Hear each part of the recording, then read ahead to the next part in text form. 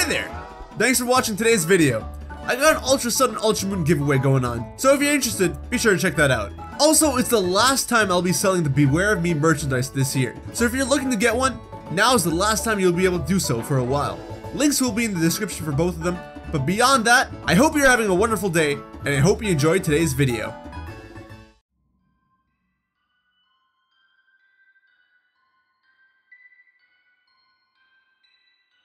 Ghost-type Pokemon are very mysterious to say the least. They're also notorious for being the creepiest Pokemon and having the most disturbing Pokedex entries out of all the different types of Pokemon. And among these Ghost-type Pokemon lie Yamask and Cofagrigus, two Ghost-type Pokemon who stay true to all their previously mentioned points. But what's mysterious about them is their evolutionary line. It's very evident that these two Pokemon are based off of Egyptian mythology, but how does a spirit evolve into a sarcophagus? Well, it may not be that Yamask turns into a sarcophagus, but rather, it possesses one, and then evolves into Cofagrigus. But that's just the tip of the iceberg. What lies beyond that is something that makes the Yamask line even more creepy than they already are. But where's the evidence for this, and why possess a sarcophagus of all things? Well, my friends, the answer lies with the ancient Egyptians. So if the Yu-Gi-Oh! Twitch marathon and all the Halloween-themed Pokemon videos were enough for you, then don't worry, because we're about to dive into some Egyptian mythology to solve this ghostly Pokemon mystery.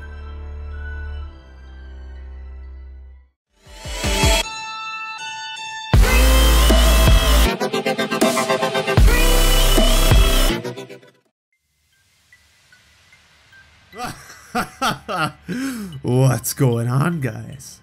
Horror Hero here today. And today, we have a spooky Pokemon theory.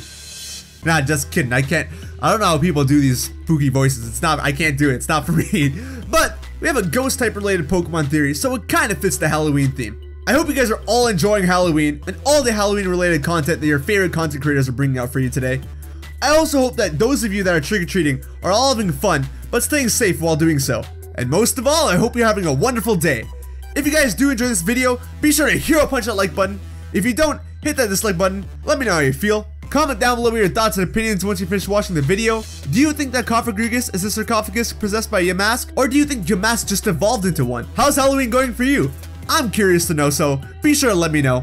Share the video around, and subscribe and hit the little bell icon if you want to stay up to date with all my content. So like I mentioned earlier, this is a theory to figure out how exactly Yamask evolved into Cofagrigus, because it's hard to believe that a spirit can just turn into a sarcophagus. The spirit Pokemon Yamask and the coffin Pokemon Cofagrigus are two Pokemon that are in the same evolutionary line because of their ties to Egyptian mythology. More specifically, their ties to Egyptian mythology and the ancient Egyptians' beliefs about the afterlife, as the connection between spirits and the sarcophagus is that they're both related to death and the afterlife. The ancient Egyptians placed a very huge emphasis on these aspects, as they believed that death was only just a temporary interruption to life, and that life in the afterlife could be just as comfortable as normal life if various funerary practices and rituals were carried out correctly. And one of these processes was mummification. Mummification is an important process in ancient Egyptian funerals because the ancient Egyptians believed that even after death, the body was the home to the two different parts of the soul, the Ka and the Ba. So preservation of the body was vital. Now, I've done some research, and different sources say that the ancient Egyptians believed that the soul had 2 parts, some say that the soul had 3 parts, or that the soul had 5 parts. Regardless of the number, the Ka and the Ba were always mentioned throughout the different sources. And that's all I'm going to be covering in this video, as that's all we really need for this theory. So what are the Ka and the Ba? Well, the Ka is essentially the person's life force, or a person's double. The ancient Egyptians believed that when the Ka had left the body, it could move around within the limited space of the tomb that the body is kept in.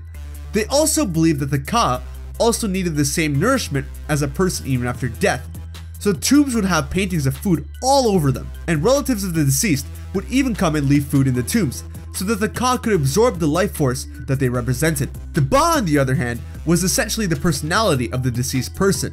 The Ba had the freedom to fly between the world of the living and the afterlife, and would return every night to its tomb to rest up for the next day. What's important to note here is that this isn't the afterlife. Again, the ancient Egyptians had thought that death was a temporary halt in life. So during this time, the soul, or the Ka and the Ba, take time to prepare for the afterlife by nourishing on the life force of food and exploring the afterlife respectively. until it's time for the Ka and the Ba to reunite and move on to the afterlife. That is, if their tomb and body remained undisturbed. You see, preserving the body was also important because if something had happened to the body, the Ka and the Ba both wouldn't recognize who they were anymore. The Ka, the life force, would stop absorbing the life force of the food left in the tomb because it doesn't know if the food is meant for it, as it doesn't recognize whose tomb it's in. And the Ba would come back looking for its tomb, only to be lost forever, as it can't recognize a body that once belonged to it. And with no energy for the Ka to absorb, the Ka vanishes, leaving behind a lonely, wandering Yamask. Yamask is actually based off of the Ba, but there's no Pokemon that represents the Ka, leading me to believe that Yamask's body and tomb was harmed after its death as a person, causing its Ka to disappear, leaving the Ba to wander in search of its body. And never being able to reunite with the Ka and find its body, it manifests itself in the Pokemon world and is born as a Yamask. This is backed up by its anime dex entries that state that Yamask is a ghost-type Pokemon that wanders the ruins of ancient civilizations. Not only that, but Yamask is actually holding a death mask. A death mask was used in the mummification process to strengthen the spirit of the mummy, in this case, Yamask. And it was also used so that the spirit is able to recognize its body in the afterlife. But with no body to recognize and no Ka to help them move on to the afterlife, they are stuck as a spirit with human memories. This is shown in both dex entries of Yamask, as they state that it retained its memories from living as a human and that it cries every time it looks at its death mask. I don't blame Yamask. If I knew that my body was destroyed and that because of that, I couldn't move on to the afterlife and I was wandering in search of it forever, I would cry too. But what if Yamask had finished its searching and found its sarcophagus with or without its damaged body? It still couldn't move on to the afterlife because its cause disappeared and its body is damaged, but it may choose to possess the sarcophagus as that was the last place its body remained intact. Ghost Pokemon have always been shown to possess items. This is especially shown with the Pokemon Rotom, who possesses electric appliances. So it's very well possible that Yamask did possess its own sarcophagus to evolve into Cofagrigus. Heck, it doesn't even have to be its own sarcophagus. Yamask's body and tomb were likely destroyed due to grave robbers, as a lot of mummies that were destroyed in the real world were due to grave robbers and explorers who also technically robbed these graves.